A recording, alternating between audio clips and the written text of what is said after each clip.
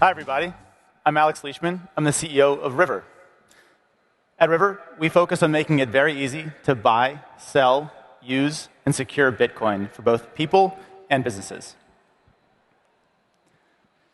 Today, I'm going to talk a little bit about how our industry has helped make Bitcoin better, various businesses represented in this room, and where I think the industry is going in terms of the next generation of user experiences for Bitcoin financial services.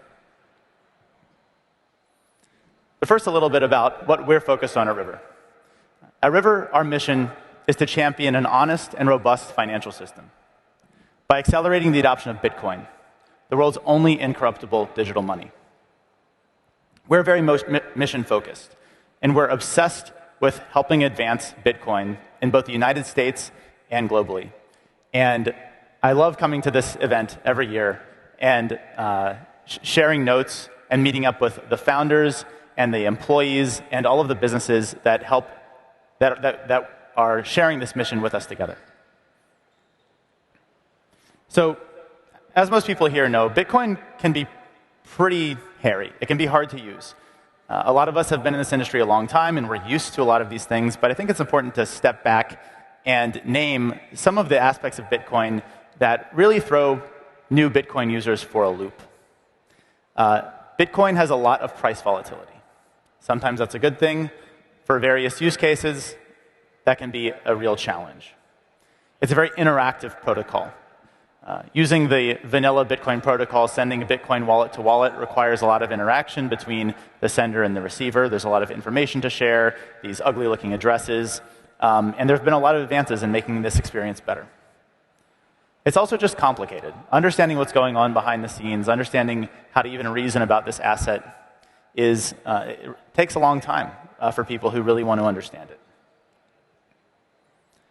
But as we've overcome these challenges, and as we continue to overcome these usability challenges as an industry, we create massive opportunities. We keep moving Bitcoin closer and closer towards a user experience that will bring this asset mainstream and make it a core part of everybody's life. So I'm just going to go through some examples of what I think are really best-in-class ways that various businesses represented at this conference have helped advance the Bitcoin user experience. Fold is a great example, and I think yesterday Fold just made a pretty exciting announcement. They're going to be going public.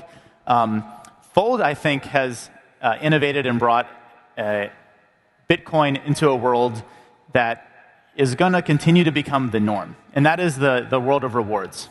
Well, a lot of people are used to getting cash back on their cards, earning points from airline miles and such.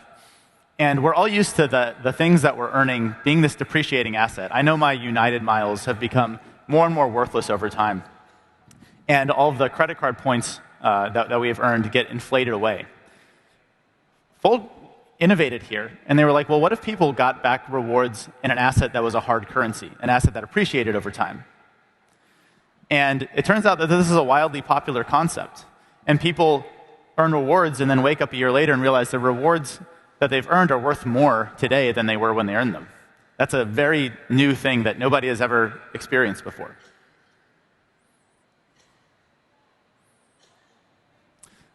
Another really cool user experience innovation with Bitcoin has been sending money internationally. And both Strike, with their international send feature, which allows you to send dollars from your Strike account and have it land in other countries like Vietnam or Nigeria as the fiat currency in that country, with using Bitcoin as a hidden rail behind the scenes, and Lightspark's innovation with the universal money address, which is basically an iteration on LNURL. These are also very cool advances that I think are going to continue to grow and bring Bitcoin towards the core of fiat payment experiences.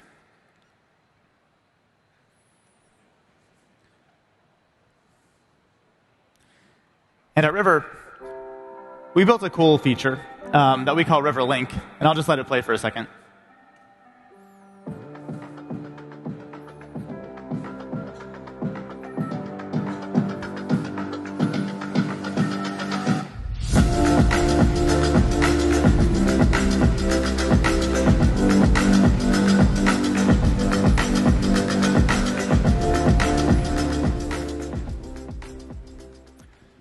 And with RiverLink, what we've done is we've moved any interactivity, all interactivity between sending Bitcoin and receiving Bitcoin. With RiverLink, we asked this hard question: how can we make the Bitcoin sending experience better? And what we realized was, if you have a River account, you shouldn't need to ask somebody for their Bitcoin address or their Lightning address and coordinate with them, teach them how to download a wallet, and have all this back and forth with somebody you want to send Bitcoin to. You should be able to just send them a link that they can claim, and that they can open the link and claim the Bitcoin however they want. They can claim it to a River account if they have one, or they don't even need a River account. They can claim it to their Lightning wallet or their on-chain wallet without any sort of extra friction. They just enter a Bitcoin address into the form, and the Bitcoin gets swept to their wallet.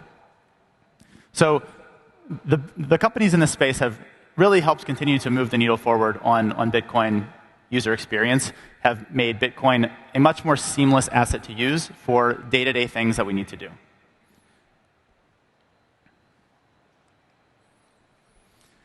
Now, the examples that I gave here are all custodial. They're all from custodial apps. And you might be asking, well, what about all of the self-custody innovations? And there certainly have been a ton of innovations happening on the self-custody side of things, a ton of innovations on the Lightning side, collaborative custody, et cetera. But the reason I'm focusing on the custodial innovations is because at River, we've put a lot of work into making self-custody really easy. We have auto withdrawals. We have one free on-chain withdrawal a month. We have a ton of education on how to self-custody Bitcoin. And despite all of this, only about 30% of our clients have ever sent an on-chain transaction. And only about half of those are actually self-custody. So the reality is that the majority of Bitcoin users are going to be onboarded using custodial services, and they're going to use custodial services.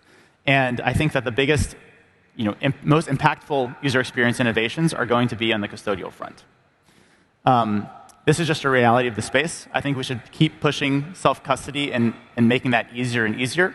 But there are just some user experiences affordances that you can give when you have a custodial service.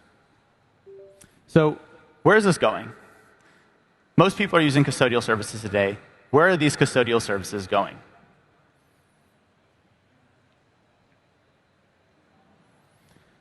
So I'm proposing a theme for the next 10 years, and that is a dual currency system is emerging. Bitcoin being an excellent store of value with no silos for moving the asset around, married to dollars, which have a sticky network effect and serve as a pretty useful unit of account. The financial services built for the next 10 years are going to continue to seamlessly combine Bitcoin and dollars in one app.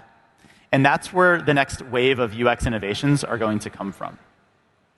I think that Bitcoin wallets are going to become, are going to expand the amount of fiat services that they offer. And I think that fiat services are going to expand the Bitcoin services that they offer. I think a big trend that we're going to see in the United States is that fintechs are going to embrace this reality. More and more Americans are waking up to the fact that the dollar is not a good store of value. They still need dollars. They still get paid in dollars. They still have expenses in dollars. They still need dollar savings, especially when they have predictable short to medium term expenses like rent or a mortgage.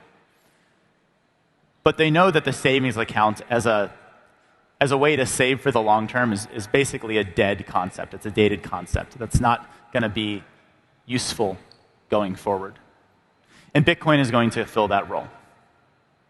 Now, what exactly this looks like, the people in this room are going to contribute to defining. But I'm quite confident that this theme is going to be a major trend for the next 10 years. I think that today's Bitcoin innovations are going to be tomorrow's fintech standards. All the innovations that the companies represented at this conference have pushed forward and advanced over the last 5 years or so are going to become commonplace features that we see in all of the mainstream fintech apps in the United States. So thank you. Thank you all for coming to Industry Day, for all of the hard work that you do to advance Bitcoin, and look forward to seeing you over the next few days. The Bitcoin Conference. We started with a dream to build a community focused on Bitcoin. It all started in 2019 in the heart of San Francisco, the first major Bitcoin conference in years that kickstarted a revolution. And then Miami, a place where enthusiasts, developers, dreamers, and innovators could come together to make Bitcoin better. It has been an amazing 5 years and 8 conferences, thanks to all of you. Bitcoin Conference has become the largest premier global Bitcoin gathering in the world, leading hyper-Bitcoinization. While Miami was incredible, it was time to set the stage for Bitcoin in a new city. So we took the conference on the road. Nashville, Tennessee was the obvious choice, a city known for music and freedom. Next year, the conference is hitting the road again in search of the next global stage. We are headed to a new city next year. With hyper-Bitcoinization right around the corner, we have no plans to take the foot off the gas. Find out where we are headed next. Scan the QR code and be at the main stage for the big announcement.